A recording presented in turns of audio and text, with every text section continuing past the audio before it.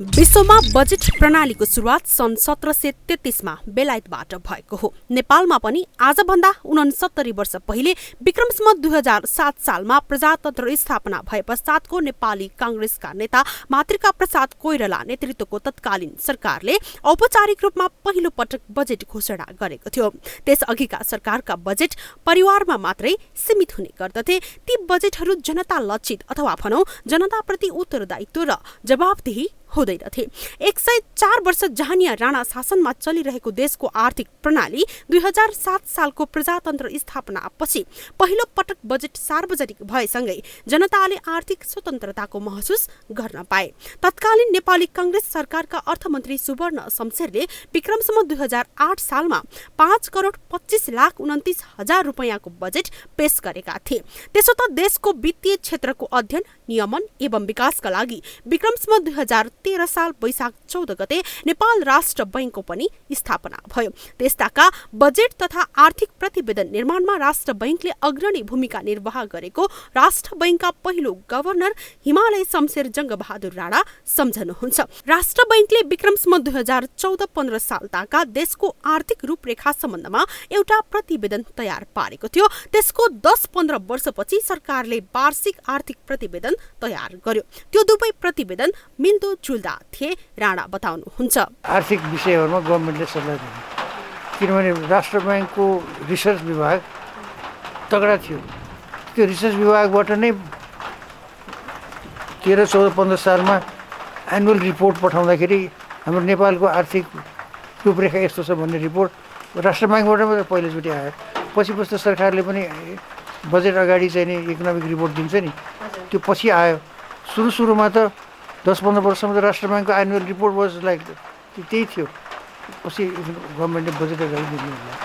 त्यसैले राष्ट्र बैंकको पछिबाट आएर र अहिले चाहिँ मेन कुरा चाहिँ नि मुद्रा नीति अनि ब्याङ्कहरूको सुपरभिजन, रेगुलेसन अनि सरकारलाई आर्थिक सल्लाह दिने। अब बजेट सजेट बनाउँदाखेरिमा राष्ट्र बैंकसँग सल्लाह गरेर बनाउने। तत्कालीन अर्थमन्त्री सुवर्ण शमशेरले नेपालका दाजुभाइ दिदीबहिनी भन्दै बजेट वाचन गरेका थिए भने उक्त बजेट रेडियो नेपालबाट प्रत्यक्ष प्रसारण भएको थियो। देशमा भएको राजनीतिक, सामाजिक र आर्थिक परिवर्तन सँगसँगै बजेट प्रस्तुतिको भाषा, संरचना, भूमिका, आकार र दायित्वको दायरा पनि निरन्तर फराकिलो हुँदै आएको छ। 69 वर्ष पहिले र अहिलेको बजेटमा त आकाश जमिनको अन्तर छ। नेपालको पहिलो बजेट 3,489 शब्दको थियो, जुन अर्थमन्त्रीले 15 मिनेटमा वाचन गरेका थिए। देश विकास एवं जनपक्षीय कार्यक्रमहरू समावेश, विस्तार एवं कार्यान्वयन गर्ने उद्देश्यका साथ बजेटको शीर्षकहरू लम्बिएसँगै आजभोलि भने बजेट प्रस्तुत गर्नै सरदर 2 घण्टा लाग्ने गरेको छ। तत्कालीन अर्थमन्त्रीले उल्लेख गरे अनुसार अन्तरिम सरकार गठन हुनुअघि सरकारी खर्च भएर बाँकी रहेको राष्ट्रको सबै आमदानी महाराजको निजामती धन सम्झिने गरिन्थ्यो। राज्य कोष र महाराजको व्यक्तिगत धनमा स्पष्ट भेद थिएन। बजेटमा 2007 सालको कुल आमदानी खर्च नै यकिन हुन नसकेको स्वीकारोक्ति छ। साथै प्रस्तुत बजेटमा देखाइएको आमदानी खर्चका अङ्कहरू सबै ठिक नरहेको हुन सक्ने अर्थमन्त्रीले बताएका थिए। बजेटमा पेश भएको अनुमानित आंकडा अनुसार 2007 सालमा देशको कुल आमदानी 2,90,81,000 रुपैयाँ थियो भने खर्च 2,46,27,000 रुपैयाँ भएको थियो। यस हिसाबले 43,94,000 रुपैयाँ बचत देखिएको थियो। त्यसो त त्यस समय नेपालको आर्थिक एकीकरण हुन सकेको थिएन। उपत्यका र पहाडी भेगमा नेपाली रुपैयाँ चलन चल्ती हुने भए पनि झापादेखि कञ्चनपुरको तराई र भित्री मधेसमा भारतीय मुद्रा मात्रै चलन चल्तीमा थियो। तराई क्षेत्रमा भने भारूमै मालपोत उठाइन्थ्यो र भारूमै खर्च गरिन्थ्यो। राष्ट्र बैंकका प्रथम गभर्नर शमशेर बताउनुहुन्छ।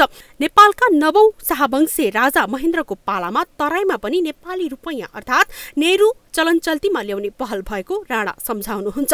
त्यति बेला तराईमा नेहरू चलाउन पनि निकै गाह्रो भएको थियो। तराईमा नेहरू चलेपछि नेपालको आर्थिक एकीकरणमा थप बल पुगेको हो। 13 सालमा राष्ट्र बैंक खडा भयो है। त्यो बेलामा नेपाल राज्यकै अर्थतन्त्र भन्ने एकीकृत अर्थतन्त्र थिएन कि, र होल तराईमा चाहिँ नि भारू नै चलन चल्तीमा थियो। भारू मात्रै चलन चल्तीमा होइन कि नेपाली रुपियाँ नचल्ने। सरकारले चाहिँ नि मालपोत पनि भारूमै उठाउने, सरकारी दस्तुर पनि भारूमा उठाउने। भारू was legal tender and Nepali रुपियाँ वाज नट लिगल टेन्डर। त्यो अवस्थामा हामीहरू खडा भएको हो र हामीलाई चाहिँ नि मलाई गभर्नर बनाउँदाखेरिमा राजा महेन्द्रको चाहिँ नि निर्देशन के थियो भने नेपाल अधिराज्यमा सम्पूर्ण अधिराज्यमा तराईमा पनि नेपाली मुद्रा चलाइदेऊ र नेहरू भारूको सटाइ दर काठमाडौँमा जो सटाइ दर चाहिँ नि तलमाथि भइराख्ने स्टेबलाइज गरिदियो भन्ने भयो। तराईका मान्छेहरूको त व्यापार सेपार रोटी बेटीको सबै चाहिँ नि काम कारबाही चाहिँ नि हिन्दुस्तानसँग हुनेमा अबदेखि भारू चलनचल्तीमा नल्याउनु, नेहरूमा चलनचल्ती ल्याउनु भनेर किन मान्थे र? त्यस कारणले उनीहरूले अब नेपाल राज्यको मान्छे हो, नेपाली मुद्रामा चाहिँ चलनचल्तीमा गएर भनेर उनीहरूले मान्नलाई नेहरू र भारूको चाहिँ नि सहजताका साथ सटाइ गर्न पाए मात्रै मान्छन् भनेर त्यो गर्न खोज्दाखेरि त्यो त हुनै सक्दैन भन्ने थियो। अब छोटो छेसको कुरा गर्दा तर हामी सफल भयौँ। त्यो भएपछि चाहिँ नेपालको अर्थतन्त्र एकीकरण अलिकति भयो। विक्रम सम्वत 2008 सालको 8 महिनामा 3,05,16,000 रुपैयाँ आर्जन गरिएको बजेटमा उल्लेख छ। यो रकम अघिल्लो वर्षको भन्दा 14,35,000 रुपैयाँ बढी थियो। 2007 सालमा मालपोतबाट 1,19,16,000 रुपैयाँ सङ्कलन भएको यो वर्ष अनुमान छ भनेर बजेटमा सम्बोधन गरिएको थियो। अर्थमन्त्रीले अपेक्षित भन्सार सङ्कलन हुन नसकेको भन्दै त्यसका लागि विभिन्न 5 कारणहरू औल्याएका थिए। बजेटमा उल्लेख भए अनुसार त्यति बेला कृषकलाई सहयोग गर्ने मनसायले 1 रुपैयाँमा 2 आना मालपोत मिनाहा दिने मन्त्रीमण्डलले निर्णय गरेको थियो। त्यसबेला राजदरबारका लागि 5,84,000 रुपैयाँ बजेट छुट्याइएको थियो।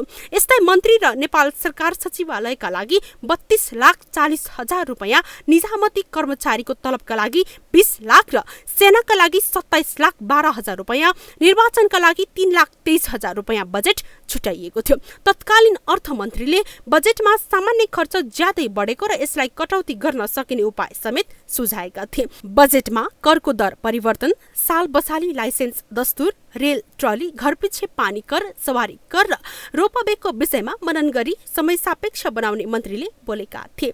यस आर्थिक वर्ष 2077-78 को बजेट भने विश्वव्यापी रूपमा फैलिरहेको कोरोना भाइरसका कारण प्रभावित बन्यो। कोरोनाका कारण विशेषतः कोरोना नियन्त्रण, रोकथाम तथा स्वास्थ्य क्षेत्रलाई लक्षित गरी यस वर्षको बजेट विनियोजन भयो। 8.5% को आर्थिक वृद्धि दर तथा समृद्ध नेपाल र सुखी नेपालीको लक्ष्यका साथ अगाडि बढिरहेको अर्थतन्त्र कोरोनाका कारण 2 वा योभन्दा कम प्रतिशतमा झर्ने अवस्थामा पुगेको छ। त्यसो त कोरोनाका कारण विश्वभरको 1/3 अर्थतन्त्रलाई नै गरिब बनाएको शमशेर बताउनुहुन्छ। धेरै असर पारेको छ। त्यो आइसक्यो, रिपोर्टहरू आइसक्यो। धेरै अब 8%, 7-8% आर्थिक वृद्धि दरबाट 1% मा आयो। नेपालमा मात्र होइन कि होल संसारलाई नै गरिब पार्थ्यो यसले।